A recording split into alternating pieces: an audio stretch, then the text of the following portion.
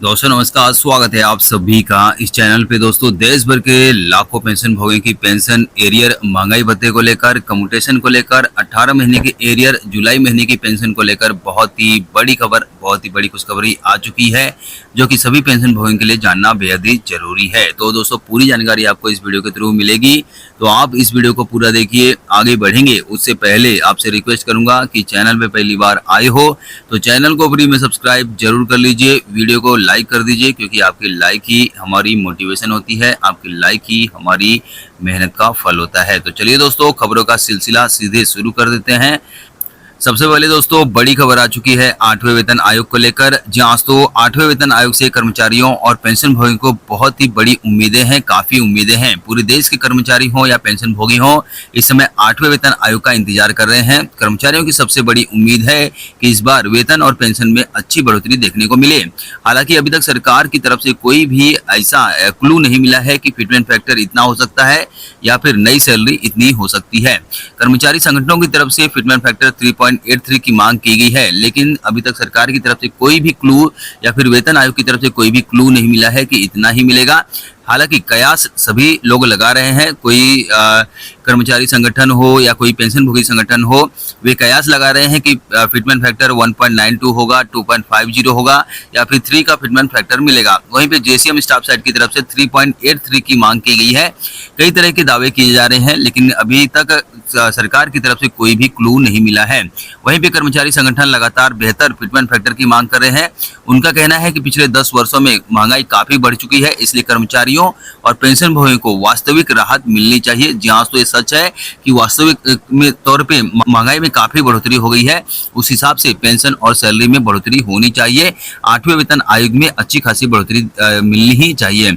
लेकिन दोस्तों अभी तक सरकार की तरफ से कोई भी आंकड़ा या कोई भी पुष्टि नहीं की गई है। वहीं दोस्तों जहां तो कर्मचारी संगठनों का मानना है कि नए वेतन आयोग में लेवल 1 से लेकर लेवल 4 या 5 तक के जो कर्मचारी या पेंशन भोगी हैं, तो उनको वास्तविक तौर पे अच्छा फायदा मिलना चाहिए। उनका तर्क है कि न्यूनतम और अधिकतम वेतन के बीच का अंतर कम होना चाहिए। ऐसा देखा गया है कि जो कोई भी वेतन आयोग आया है तो जो अधिकतम जो अच्छे खासे ग्रेड वाले हैं तो उनको अधिक पेंशन दी जाती है या अधिक सैलरी दी जाती है। लोवेस्ट वर्ग के जो कर्मचारी हैं ग्रुप ग्रेड 1 से लेके 5 तक, उनको कम सैलरी या पेंशन मिलती है। तो उनका तर्क है कि न्यूनतम लेवल के कर्मचारियों और पेंशन भोगियों को काफी फायदा मिलना चाहिए 8वें वेतन आयोग में।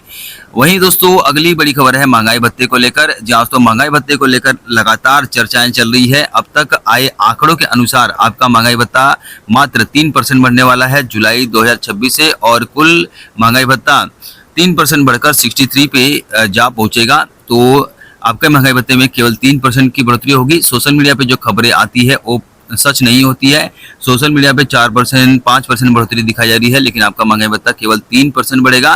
पेंशन भोगियों को भी इससे फायदा देखने को मिलेगा। वहीं दोस्तों अगली बड़ी खबर है पेंशन भोगियों के लिए काफी राहत लेकर आया है। 25 जुलाई को लगेगी पेंशन अदालत। यदि आपकी पेंशन, पीपीओ, फैमिली पेंशन या एरियर या बैंक में भुगतान से जुड़ी कोई शिकायत है, लंबे समय से अटकी हुई है, तो आपके लिए अच्छी खबर है। आप पेंशन अदालत में भाग लेकर अपनी सारी समस्याओं का समाधान पा सकते हैं। वित्त मंत्रालय की तरफ से यह नया दिशा निर्देश जारी कर दिया गया है। वहीं दोस्तों वित्त मंत्रालय की तरफ से एक और आदेश जारी किया गया है, जिसमें कहा गया है कि पेंशन से जुड़े हुए जितने भी लंबित मामले हैं उसका निपटारा तुरंत से तुरंत किया जाए और इसकी रिपोर्ट सरकार को भेजी जाए। जहां सो अब पेंशन के मामले लटकेंगे नहीं और आपका जो मामला है वो तुरंत सुलझाया जाएगा। वित्त मंत्रालय की तरफ से यह आदेश आया है कि पेंशन से जुड़े मामले जितने भी हैं उसका तुरंत से तुरंत निपटारा कर दिया जाए।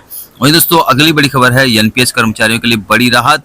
यदि किसी कर्मचारी का एनपीएस कंट्रीब्यूशन समय पर जमा नहीं हो पाया है तो अब देरी की स्थिति में ब्याज का भुगतान किया जाएगा। ब्याज का प्रावधान कर दिया गया है कि अगर आपकी सैलरी से, जैसे कि आपको पता है कि सैलरी से एनपीएस कंट्रीब्यूशन करता है, लेकिन वो आपके खाते में अगर जमा नहीं हुआ है, इसको जमा होने में डिले हुआ है, तो आपको इसके ऊपर ब्याज भी भुगतान करके दिया जाएगा।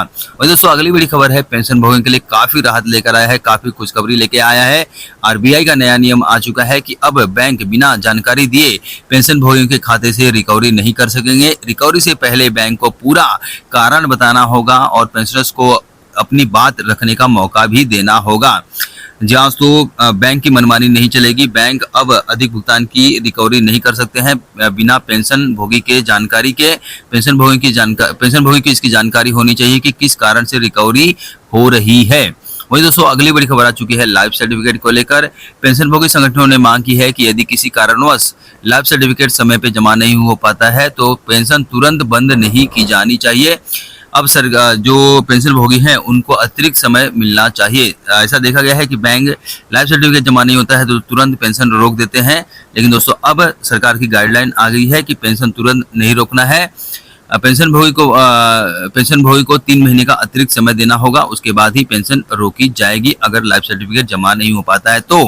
वही दोस्तों अगली बड़ी खबर है, कर्मचारी संगठनों का कहना है कि बढ़ती महंगाई को देखते हुए पेंशन व्यवस्था में समय समय पर सुधार होना चाहिए। उनका मानना है कि वरिष्ठ नागरिकों को सम्मानजनक पेंशन भोगियों को सम्मानजनक जीवन जीने का अधिकार है, तो इसके लिए पर्याप्त पेंशन मिलनी चाहिए।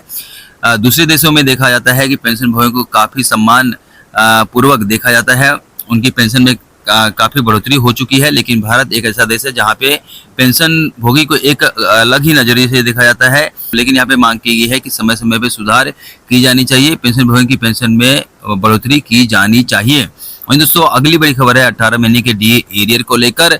जहां दोस्तों कोरोना काल के दौरान रोकी गई 18 महीने के डीए और डीआर की किस्तों को लेकर आज भी लगातार चर्चाएं होती रहती है। सोशल मीडिया पे समय समय पे भुगतान के दावे सामने आते हैं, लेकिन फिलहाल केंद्र सरकार की ओर से 18 महीने के डीए एरियर के भुगतान को लेकर कोई नया आधिकारिक आदेश जारी नहीं किया गया है। लेकिन कर्मचारी संगठन, पेंशन भोगी संगठन अभी भी 18 महीने के डीए एरियर की मांग कर रहे हैं कि इसका भुगतान होना ही चाहिए।